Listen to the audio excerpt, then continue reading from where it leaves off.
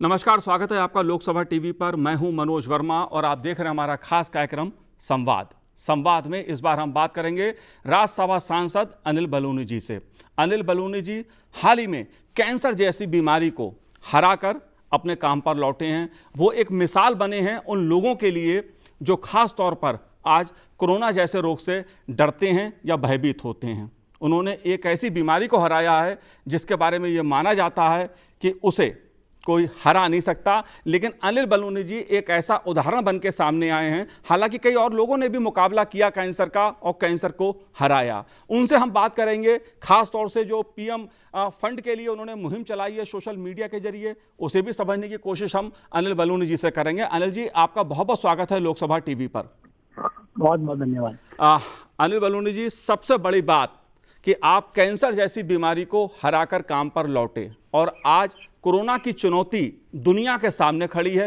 लोगों के मनों में कई तरह के सवाल हैं, डर है, भ्रम है। आप क्या संदेश देना चाहते हैं? कैसे देखते हैं आप चीजों को? देखिए, वाकई पूरी दुनिया के सामने इस वक्त कोरोना की महामारी है जी।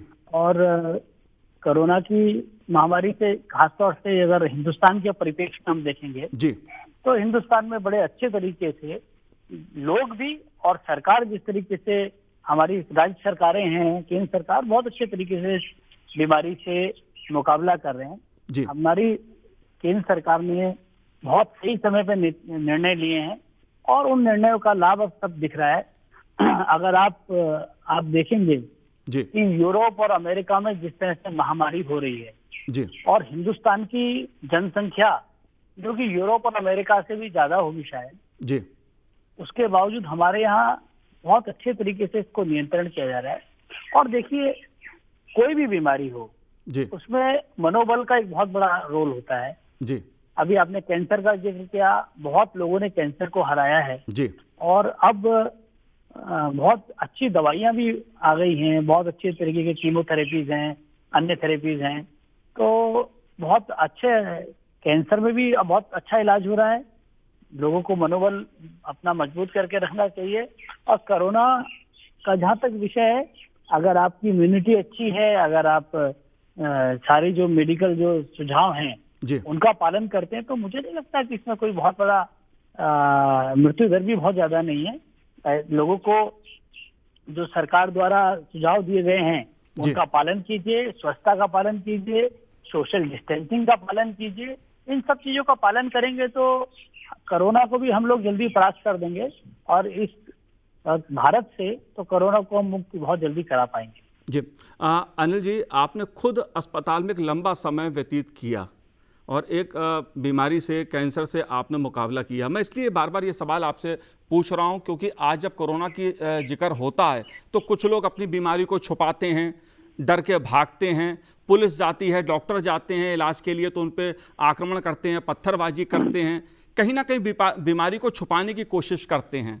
ऐसे लोगों को आप क्या संदेश देना चाहेंगे? मैं आपको बताता हूँ जी कि मेरे बहुत अच्छे वेल विशर जो थे मेरे जी, उन्होंने कहा कि जब मुझे कैंसर डायग्नोज हुआ तो कि बताया ना जाए कि कैंसर है। जी एक बीमारी के बारे में लोग आमतौर पर बताना इससे परहेज करते हैं कि इसको कैंसर हो गया, जी लेकिन मुझे लगा कि भाई इसका इतना नाम क्यों खराब करना है। जी इसलिए डर रहा है, कैंसर है तो बता देना कि कैंसर है, इसमें कोई गंदी बात नहीं, कोई पाप नहीं है। जी और अगर कोरोना होता है तो क्या है, 10-12 दिन का इलाज है, उसके बाद खत्म, कोई समस्या नहीं है। जी आखिर कोरोना में क्या शर्म भी नहीं है। और जो लोग कोरोना हुए लोगों के साथ पक्षपात करते हैं वो बड़ा गलत बात है, बहुत बड़ा अन्याय है। मुझे नहीं लगता कि इस तरह की सोच भी रखनी चाहिए। कोरोना एक वायरल इन्फेक्शन है, जब वो खत्म हो जाएगा तो छुट्टी। इसलिए मेरे को नहीं लगता कि इस तरह से व्यवहार करना चाहिए। लोगों को इस मामले में जागरूकता भी रखनी चाहिए और इस तरह के विषयों से दूर रहना चाहिए। जी बिल्कुल सही बात आपने कहा कि कोई भी बीमारी हो, चाहे वो कैंसर हो या कोरोना हो या कोई भी बीमारी हो, उसे छुपाना नहीं चाहिए, उसका इलाज कराना चाहिए। अनिल जी, कोरोना बीमारी को लेकर हर कोई सांसद, जनप्रतिनिधि जो हमारे हैं वो अपना अपना योगदान दे रहे हैं। आप इसको लेकर क्या अभियान चला रहे हैं?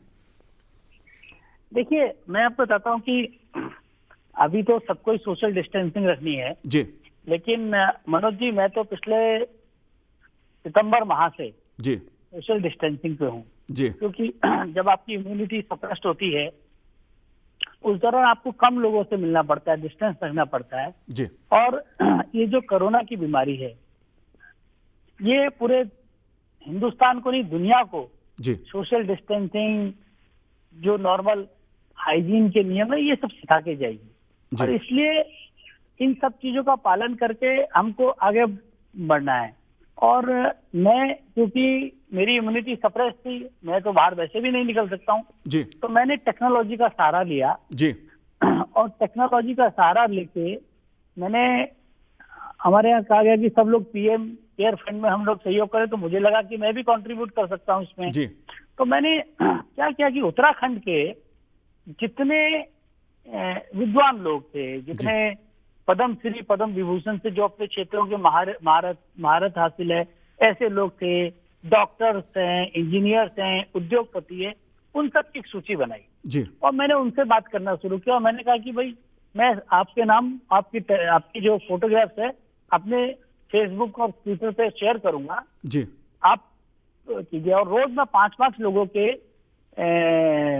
से आग्रह करता था और उनके फोटो अपने उस पर शेयर करता था। जी लोगों ने उस पर इतनी प्रशंसा हुई और मुझको व्हाट्सएप के माध्यम से और सोशल मीडिया के माध्यम से बहुत लोगों के सुझाव आने लगे जी कि हम भी करना चाहते हैं, आप हमारा भी फोटो शेयर कीजिए। तो एक होड़ सी लग गई और मैंने सबसे बाद में आग्रह किया कि भाई सब लोग कीजिए और इसको और बढ़ाइए।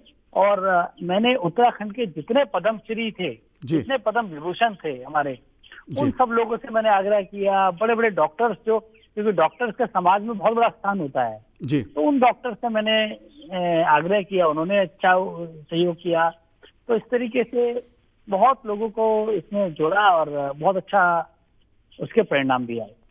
जी जाहिर सी बात है कि उत्तराखंड आपका गृह प्रदेश है और आप लंबे समय से वहाँ सक्रिय रहे हैं और समय समय पर तमाम तरह की योजनाओं में अपना योगदान भी आप देते रहे हैं। उत्तराखंड को लेकर आपने कौन सी हाल फिलहाल में ऐसी योजनाएं शुरू की हैं जिसका खास तौर पे आप जिक्र करना चाहें?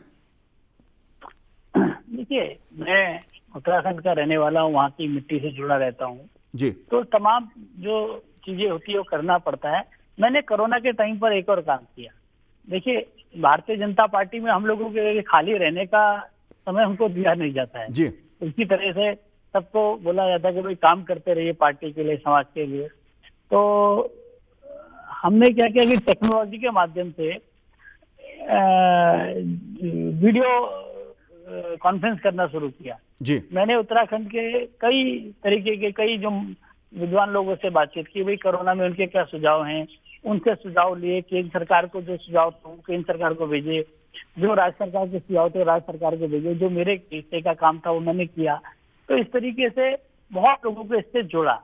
तो अभी ये मैंने वीडियो कॉन्फ्रेंसिंग करना शुरू किया है। आज मैंने तय किया कि आज या कल के अंदर मैं अपने जो पैतृक गाँव है, जो वहाँ लोग रह रहे हैं, उनसे भी वीडियो कॉन्फ्रेंस करने वाला हूँ कि उनकी क्या परेशानी है, उनके क्या सुझाव है। हमने एक और अभियान बहुत बड़ा, मनोज जी, शुरू किया है कि उत्तराखंड के जो गांव हैं वहाँ पलायन बहुत तेजी से हो रहा है। पूरे गांव के गांव वीरान हो रहे हैं, गैर आबाद गांव हो रहे हैं।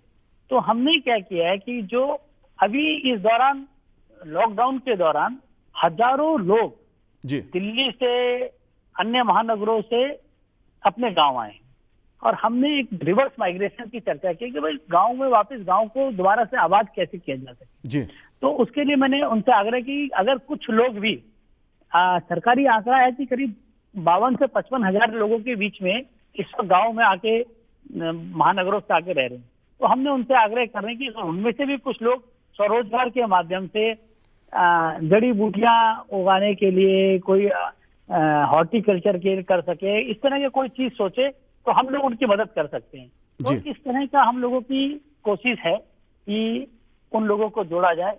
तो अगर इसमें हम लोग सफल होते हैं और कुछ लोग भी अपने गांव में आके रह पाएंगे तो निश्चित तौर पे एक बड़ी उपलब्धि हम लोगों के लिए होगी। अगर बात मैं स्वास्थ्य सेवाओं की करूं तो स्वास्थ्य सेवाओं को लेकर अक्सर उत्तराखंड को लेकर सवाल उठते रहे हैं। आज भी उत्तराखंड के लोग मैं कहूं कि उत्तर प्रदेश पे या दिल्ली पर निर्भर हैं। स्वास्थ्य सुविधाओं को लेकर आपने क्या कुछ किया?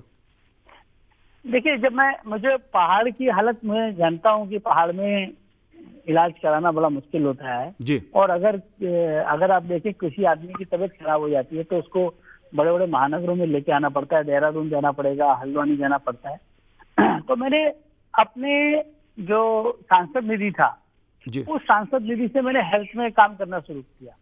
मैंने, क्योंकि मुझे अभी 2 ही साल हुए और उसके पहले मेरी पिछले साल मेरी तबीयत खराब होने के कारण मेरा पिछले साल का सांसद निधि अभी तक मैं नहीं कर पाया था सर। जी लेकिन पहले साल की सांसद निधि से मैंने 3 आईसीयूज बनाए थे। जी एक उत्तरकाशी जैसी दुर्गम जगह पे मैंने आईसीयू बनाया कि वहां लोगों को इस तरह की सुविधा मिल पाए। एक कोटद्वार में बनाया, एक रामनगर वाला प्रपोज था लेकिन वो कुछ कारण से उसमें पूरा नहीं हो पाया। लेकिन मेरे बनाए हुए 2 आईसीयू अब पूरी तरह से संचालित है और कार्य कर रहे हैं। तो इस तरीके से मेरा ये आगे भी लक्ष्य है कि उत्तराखंड में जो स्वास्थ्य सेवाएं हैं जी उनके ऊपर पैसा लगाना, धनराशि लगाना, उन पे काम करना बहुत जरूरी है। उस पर मैं काम भी कर रहा हूँ। जी अनिल बलूनी जी, उत्तराखंड है, उत्तराखंड जो है वो पर्यटन पर निर्भर करता है, पर्यटन प्रदेश है और पर्यटन का धंधा कोरोना के कारण चौपट हो गया है। आगे भी कुछ महीने उस पर असर रहेंगे। तो उत्तराखंड का पर्यटन जो उद्योग है, जो पर्यटन है, उसको बढ़ावा मिले, उसमें जो लोग काम करते हैं उनको सहायता मिले, इसके लिए कोई योजना बनाई है आपने भविष्य के लिए? देखिए, हमारी जो आर्थिकी है वो निश्चित तौर पे पर्यटन पर टिकी है। पर्यटन हमारा रीढ़ की हड्डी हमारी अर्थव्यवस्था की।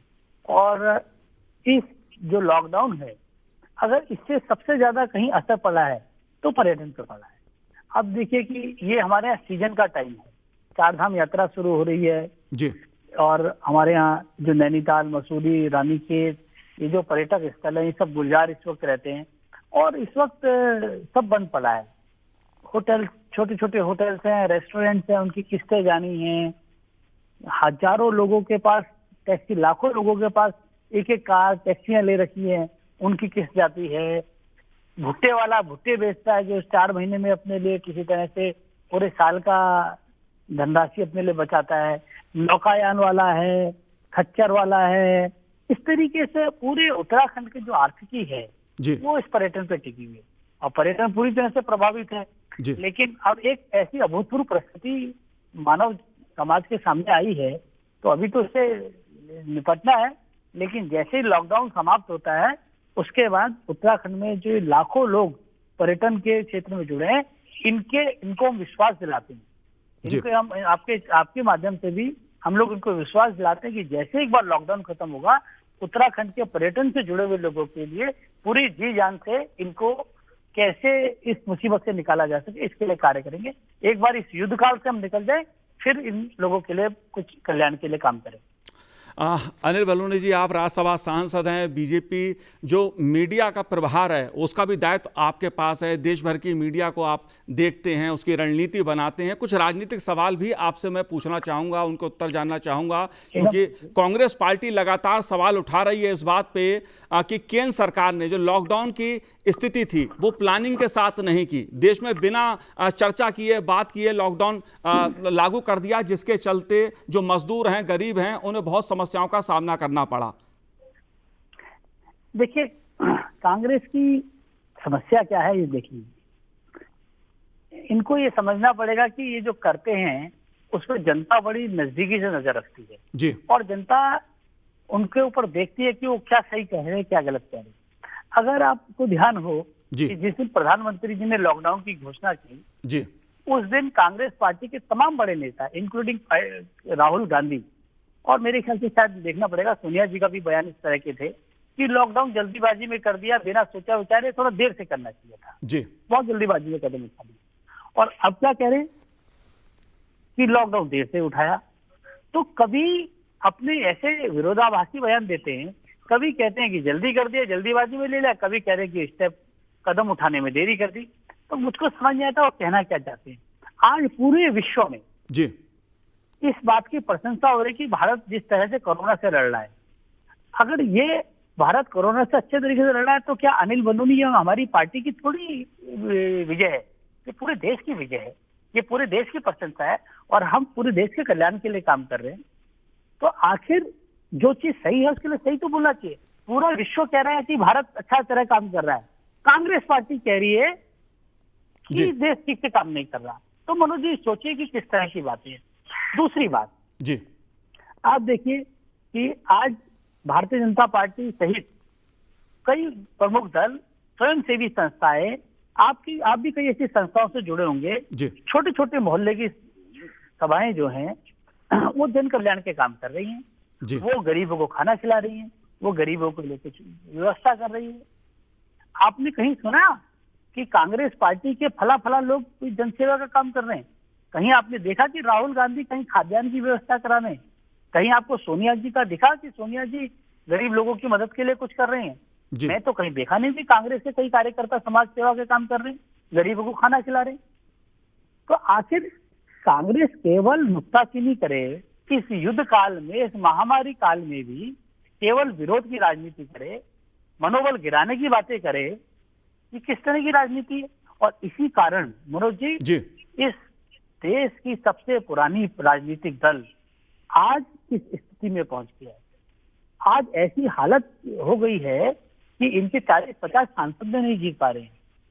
और इसी नेतृत्व के कारण कांग्रेस पार्टी इतिहास के सबसे बुरे दौर में आई है। तो इसलिए मुझे लगता है कि इनको सीखना चाहिए। आप देखिए, कुछ राजनीतिक दलों को मैं नाम नहीं लेना चाहता, उन्होंने कुछ सीख ली है जी और उसके बाद सकारात्मक बातचीत शुरू की है। तो कांग्रेस पार्टी भी समझे, और नहीं समझेगी तो आत्महत्या करने वाले को कोई रोक नहीं सकता है। अगर वो अपने दल को समाप्ति करना चाहते हैं तो हम कुछ नहीं कर सकते। जी हाल में कांग्रेस अध्यक्ष सोनिया गांधी ने एक आरोप और लगाया कि भारतीय जनता पार्टी सांप्रदायिक राजनीति कर रही है। खासतौर से उनका इशारा तबलीगी जमात को लेकर था। नहीं तो इसमें हमने हमारा रोल कहाँ है? तबलीगी जमात ने जिस तरीके से, देखिए मैं उत्तराखंड की बात करता हूँ आपको। उत्तराखंड में एक दिन मैं पता कर रहा था, जब 26 लोग एडमिट थे तो 26 में से 24 तबलीगी जमात से जुड़े थे।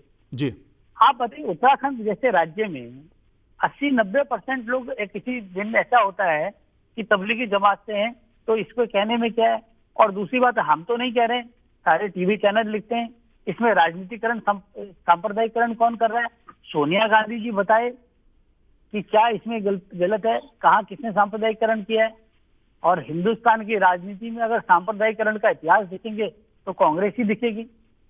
मुझको लगता है कि आज राजनीति करने का समय नहीं है, आज गलत बात करने का समय नहीं है। एक मानव जाति के ऊपर एक आपदा आई है, एक विपदा आई है। इसमें कांग्रेस के लोगों से मेरा आग्रह है कि वह भी सकारात्मक राजनीति करे। राजनीति करने का समय हमारे को मिलेगा बाद में। हम लोग छीटाकशी करने का समय मिलेगा हमें इसके बाद।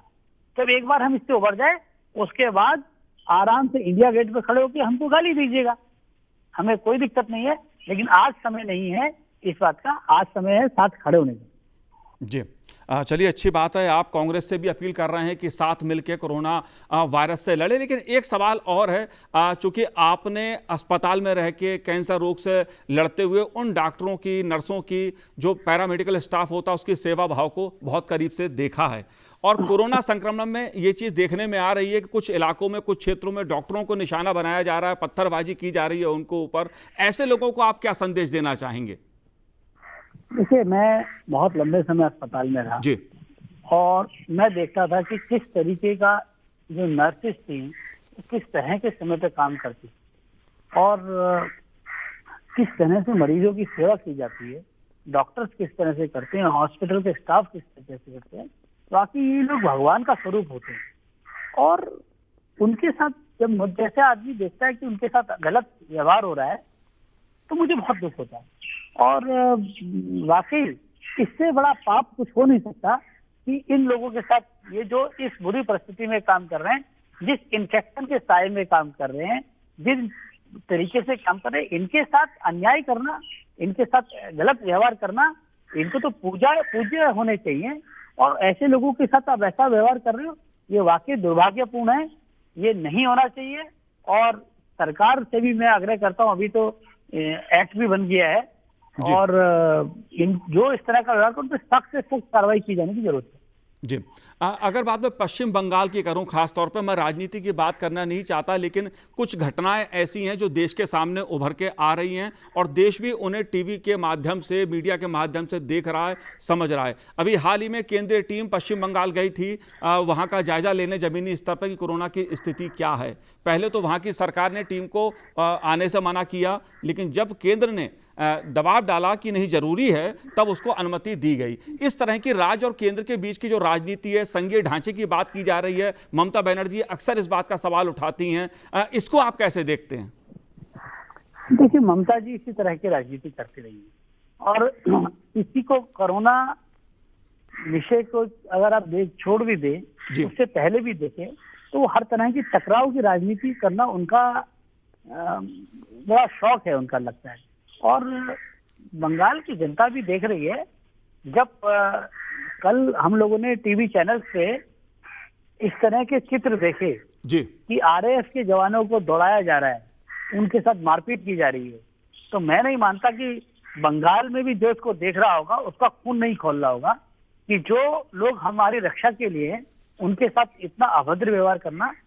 समय आने पे ममता जी को जरूर पता लगेगा कि इस राजनीति का उनकी राजनीति पे कितना प्रतिकूल प्रभाव पड़ा। ये जरूर वो आने वाले समय पे इसको देख पाएंगे। जी।